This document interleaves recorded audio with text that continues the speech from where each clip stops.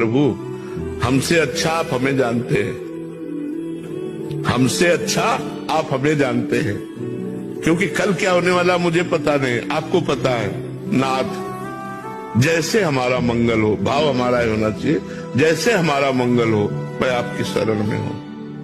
आप हमको वही सद्बुद्धि दीजिए, वही हमसे आचरण करवाइए, वही हमसे बात बुलवाइए जिससे हमारा मंगल हो।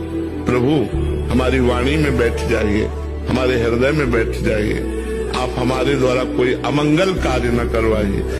प्रभु, हमसे अच्छा आप हमें जानते हैं, हमसे अच्छा आप हमें जानते हैं, क्योंकि कल क्या होने वाला मुझे पता नहीं, आपको पता है।